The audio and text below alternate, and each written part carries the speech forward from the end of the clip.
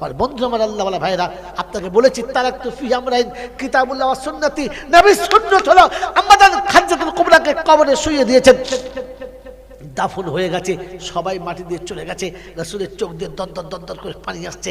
সিদ্দিক একবার জিজ্ঞাসা করছিলেন, ইয়া রাসূলুল্লাহ, ইয়া হাবিবাল্লাহ, আপনি যদি এতটা কাঁদেন, উম্মতকে বুঝাবো কি করে, উম্মতকে ভাবাবো কি করে, উম্মতকে সরাবো কি করে, এত যে আপনি কাঁদেন? আল্লাহ নবী বলেন, আবু বকর সিদ্দিক, আমি শুধু বিবি হারাই নাই, আমি এমন একটা বন্ধু হারিয়েছি যে বন্ধু পৃথিবীতে এমন কারো ছিল না, আর কখনো হয়তো কারো হবে না। আমি এমন একটা বন্ধু হারিয়েছি যেদিন মক্কার জমিনে আমার পাশে দাঁড়াবার মতো কেউ ছিল না, সেদিন আমার পাশে দাঁড়িয়ে বলেছে, আমি রয়েছি, আপনি ঘাবড়াবেন না, গোটা মক্কা একদিকে চলে গেছে, তো খাদিজা সিদ্দিক আমার পাশে একা দাঁড়িয়েছে আর বলেছে, আমি কিন্তু আপনাকে হাত ছাড়ি নাই। আমার এমন বন্ধু হারিয়ে ফেলেছি। যেদিন মক্কার জমিনে আমার চাচা আবু জেহেল বলেছিল যে মক্কা থেকে তোকে তাড়াবোই কেউ না কোনো বাহানায়, যখন রাস্তা খুঁজে পেল তা তাড়াবার, সেদিন বলেছিল আবু দুজানার সঙ্গে তোকে কুস্তি লড়তে হবে, আবু দুজানাকে হারালে তাহলেই থাকতে পাবি, আর তুই হেরে গেলে মক্কা থেকে পালাতে হবে। আল্লাহ নেই বলেন, ঠিক আছে তাই হবে, কালকে দেখা যাবে। যখন কথাটা বলেছে, আবু জেহেল তো খুঁজতে বাগে বাগ, কখনো পারবে না, দেশে রাজ করেছে, দেশের মানুষ আসবে দেখবে। আবু তালেব কথা যেমনি শুনেছে, অন্ধকার রাতে সন্ধ্যাবেলায় টুক টুক টুক টুক টুক টুক করে দরজার কাছে চলে গেছে, আওয়াজ দিচ্ছে, কে? বলে, আমি আবু তালেব, বাড়িতে আছো? আম্মা জান খাদিজা, আল্লাহ নবী শুয়ে আছেন, মাথার উপরে হাত দিয়ে একটু মেসেজ করছে, রাসূল একটু ঘুমাবেন। উম্মতের কাছ থেকে সারাদিন মেহনত করে, উম্মতের কাছে সারাদিন ঘুরে ঘুরে বাড়ি ফিরেছেন, ক্লান্ত শরীরে, মাথায় হাতটা দিয়ে বুলাচ্ছেন আল্লাহ নবীকে। আল্লাহ নবী একটু তন্দাচ্ছন্ন হবেন, ওই সময় খাদিজার নিচে এসে বললেন, চাচা। বললে, হ্যাঁ। মুহাম্মদ আছে? বললে, হ্যাঁ। ওই ডেকে দাও। ডাকলেন, আল্লাহ রাসূলকে যেমনি ডেকেছেন, রাসূল উপর থেকে দরদর করে নিচে নেমে এলেন। কি খবর চাচা? বললে, শুনলাম তুমি নাকি আবু দুজনার সঙ্গে কুস্তি লড়ো বলেছো। বললে, হ্যাঁ। বলে, তুমি চেনো আবু দুজনাকে? বলে, না। দেখেছো কোনোদিন? বলে, না। তার সম্পর্কে শুনেছো কিছু? বলে, না। বললে, তুমি কেন হ্যাঁ বলতে গেলে? আবু দুজনার মতো গুয়ার আর ওর মতো এত বদমেজাজ মানুষ মক্কাতে কেউ নেই, কেন তুমি একথা বলতে গেলে হ্যাঁ লড়বো? তুমি ওর সঙ্গে যুদ্ধ করে পারবে? সেদিন আল্লাহ নবী সাল্লাল্লাহু আলাইহি ওয়াসাল্লাম বলেছিলেন, চাচা, আপনি আব্দুল্লাহর বেটা মুহাম্মদকে দেখেছেন, মুহাম্মাদুর রাসূলুল্লাহকে আপনি দেখেন নাই। সেদিন প্রথম বলেছিলেন, চাচা, আপনি আব্দুল্লাহর বেটা মুহাম্মদকে দেখেছেন, মুহাম্মাদুর রাসূলুল্লাহকে দেখেন নাই। আল্লাহ নবী চাচাকে সান্ত্বনা দিয়ে বিদায় দিলেন। উপরে গিয়ে যেমনি শুয়েছেন, আম্মা জান খাদিজা কোল পেতে দিয়ে আল্লাহ রাসূলের মাথাটা কোলের উপরে রেখে আস্তে করে মেসেজ করছেন যেন আল্লাহ রাসূল ঘুমিয়ে যায়। আল্লাহ রাসূলের চোখটা একটু লেগেছে, দেখেন দরদর করে চোখের পানি, একেবারে মুখটা ভিজে গেছে গরম পানিতে। আল্লাহ নবী উঠে বসে পড়লেন আর আম্মা জান খাদিজাকে কাছে ডেকে নিয়ে বললেন, কাঁদছো কেন? কি হয়েছে? কি হয়েছে বলো না। বলছে, আপনি কেন, আপনি যুদ্ধেতে কুস্তিতে আপনি তৈরি হলেন? বলে, কেন? বলে, শোনেন, আমি মালিকুত তুজ্জার হিসেবে, ব্যবসায়ীদের রানী হিসাবে মক্কার জমিনে অনেকবার অনেক কুস্তিতে চিফ গেস্ট হয়ে গেছি, অতএব আবু দুজনাকে খুব কাছ থেকে দেখেছি। এত বড় হিংস্র মানুষ হয় না, ওকে মানুষ বলে মনে হয় না। আপনি কেন এর কথা বলতে গেলেন, যে কেন এ কথা বলতে গেলেন যে আপনি ওর সঙ্গে কুস্তি লড়বেন, আপনি পারবেন? আল্লাহ রাসূল সেদিন বলেছিলেন, খাদিজা, তুমি শুধু আমাকেই দেখেছো, তুমি শুধু আমাকেই চিনেছো, এখনো আল্লাহ রাসূলকে চেনো নাই। এসো আল্লাহ রাসূলকে চেনার জন্য। আল্লাহ নবী খাদিজাতুল কুবরাকে কোলের কাছে টেনে নিয়ে সান্ত্বনা দিয়ে ঘুম পাড়িয়ে দিলেন। ফজরের নামাজ পড়ে আল্লাহ নবী বসে আছেন। ফাতেমাতু জোহরা, ছোট বাচ্চা মেয়ে, সব খবর শুনেছে। আর আস্তে আস্তে হেঁটে এসে আব্বার গলাটা পেছন দিক থেকে জড়িয়ে ধরে বলেছে কানের কাছে, আব্বু, আজকের যুদ্ধে তুমি জিততে পারবে তো? আজকে লড়াইয়ে তুমি বিজয়ী হবে তো? আল্লাহ রাসূল বলেছিলেন, হ্যাঁ মা, তুমি একটু দোয়া করো তাহলেই হবে। ফাতেমা বাচ্চা মেয়ে ছেলে সঙ্গে সঙ্গে হাত তুলেছে, আল্লাহ, ওগো আল্লাহ, আমার আব্বাকে যারা এমনি করে কষ্ট দেয় তুমি তাদের দেখতে পাও না আল্লাহ। ফাতেমার হাত তুলতে দেরি আল্লাহ নবী কোলে তুলে দিয়ে বলেছিলেন, ফাতেমা, হাত তুলে দোয়া করিস না, কারণ তুই হাত তুলে দোয়া করে চোখের পানি ফেললে আমার আল্লাহ ফেরাবে না, উম্মত ধ্বংস হবে, হাত তুলিস না, হাত নামা।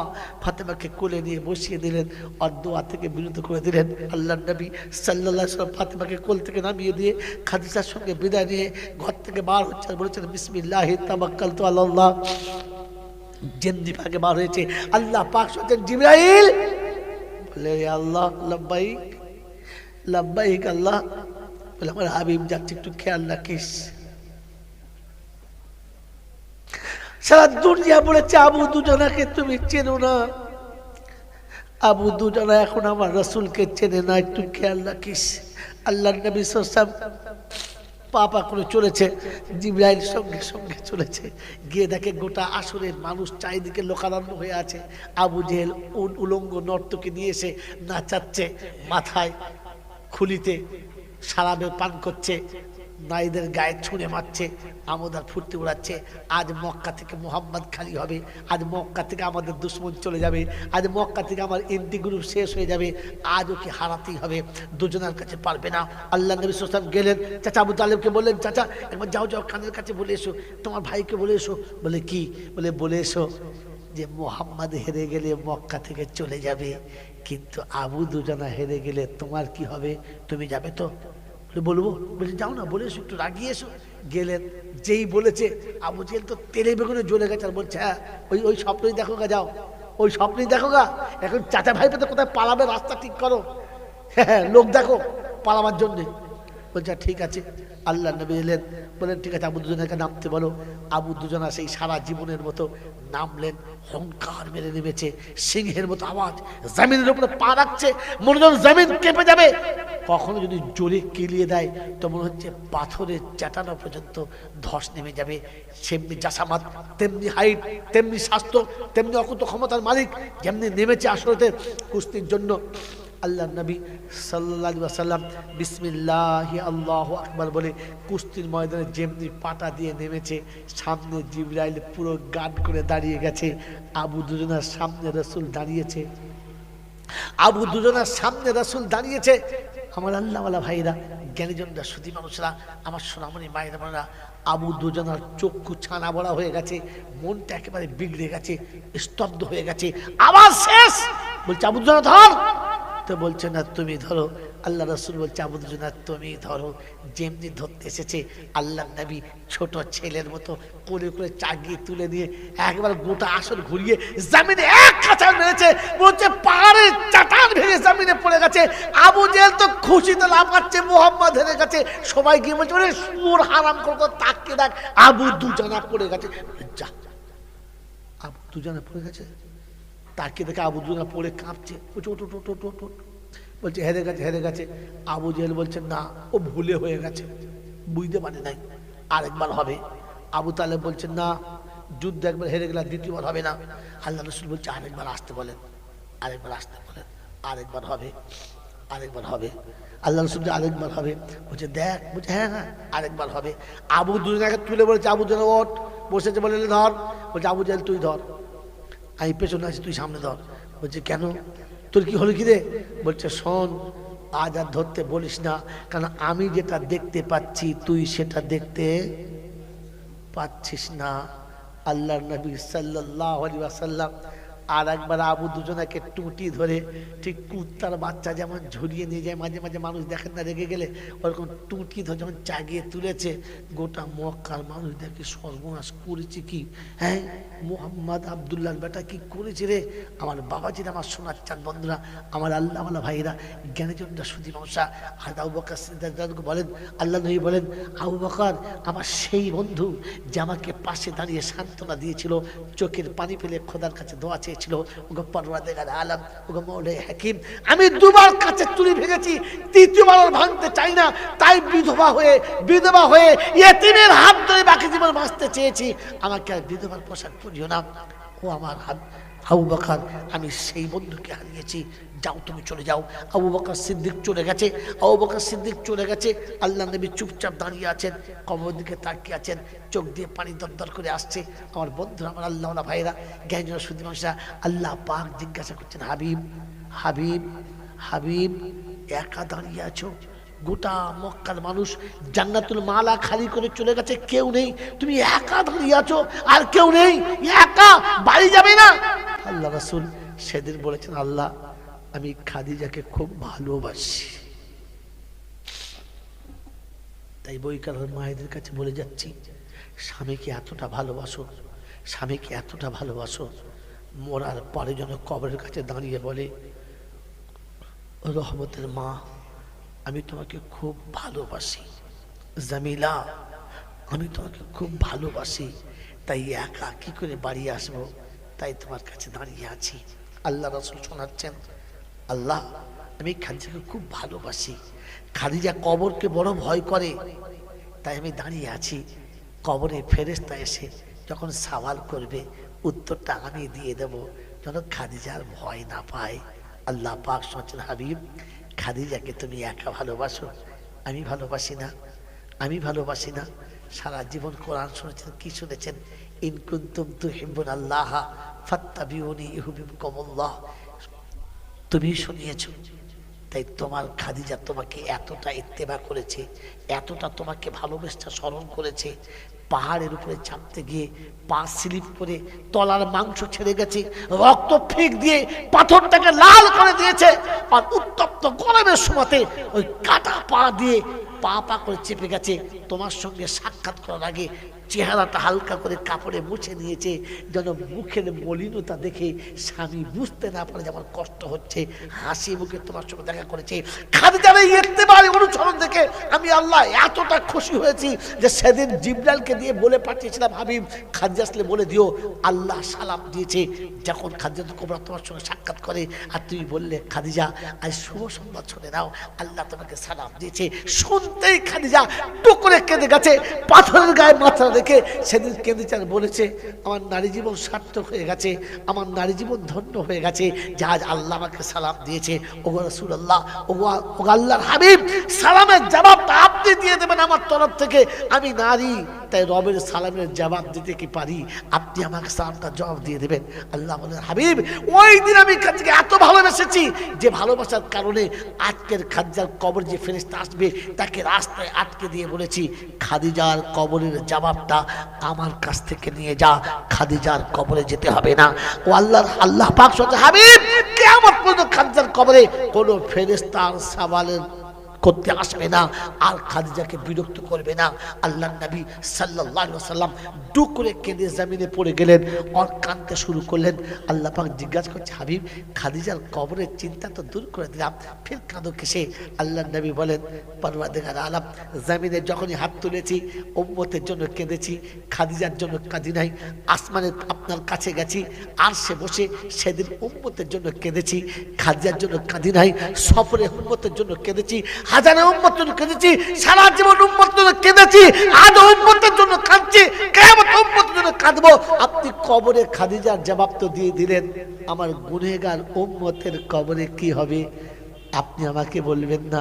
আমার উম্মতের কবরের জবাব কে দেবেন? আপনি বলে দিলেন না। আল্লাহ নবী সাল্লাল্লাহু আলাইহি ওয়াসাল্লামের সওয়ালের জবাবে আল্লাহ পাক শোনাচ্ছে, হাবিব তোমার উম্মতকে আমার কাছে পাঠিয়ে দিও, বাকিটা আমি ব্যবস্থা করে নেব।